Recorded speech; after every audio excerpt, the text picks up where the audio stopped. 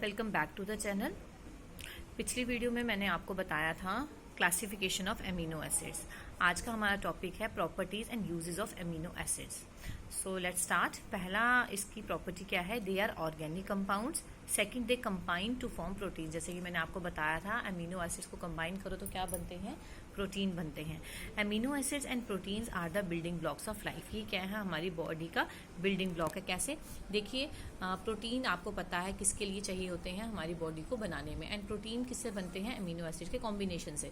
So amino acids and proteins are the building blocks of life. When proteins are digested, amino acids are left. जब हमारे body में protein digest हो जाता है तो amino acids वहाँ से अलग हो जाते हैं। Proteins act as a source of energy. Protein जो है वो हमारी बॉडी में एनर्जी का सोर्स की तरह एक्ट करता है। जब भी हमें एनर्जी चाहिए होती है हमारी बॉडी में तो प्रोटीन जो है वो हमें एनर्जी प्रोवाइड करते हैं। Helps in the formation of enzymes. हमारी बॉडी में कोई भी एंजाइम्स बनने हो उसमें मदद करते हैं। रिपेयरिंग ऑफ बॉडी टिश्यू, अगर हमें कहीं लग जाती है, कहीं चोट आ जाती है, उसको रिपेयर करने में भी प्रोटीन्स काम आते हैं और हमारी बॉडी की ग्रोथ में भी। Then all natural amino acids are alpha amino carboxylic acid except proline.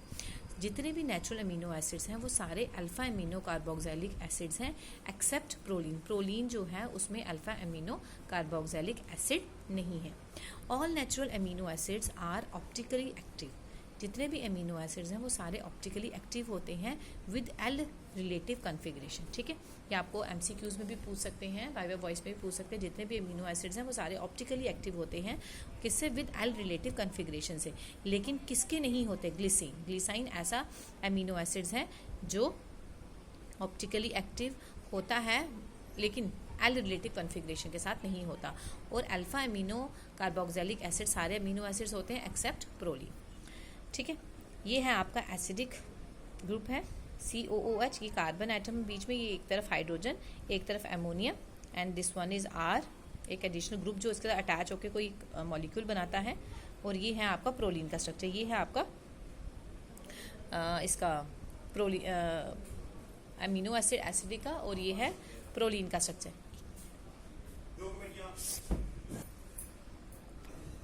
सो एक है all natural amino acids are crystalline solid at room temperature. जितने भी नेचुरल अमीनो एसिड्स होते हैं वो सारे क्रिस्टलाइन होते हैं हमारे रूम टेम्परेचर पे।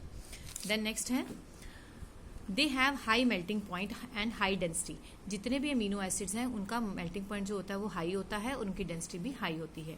दे are soluble in polar solvent. जितने भी पोलर सॉल्वेंट्स हैं उनमें अगर हम अमीनो एसिड्स को डिसॉल्व करते हैं तो उनमें वो सॉल्युबल हो जाते हैं, लेकिन अगर नॉन पोलर सॉल्वेंट्स हो तो उसमें वो इनसॉल्युबल होते हैं। सो ये थी अमीनो एसिड्स की प्रॉपर्टीज और यूजेस। अगर कुछ समझ ना आया हो प्लीज़ कमेंट बॉक्स में लिखिए, और अगर वीडियो पसंद आई हो लाइक शेयर और सब्सक्राइब जरूर करें। Thank you for watching my channel.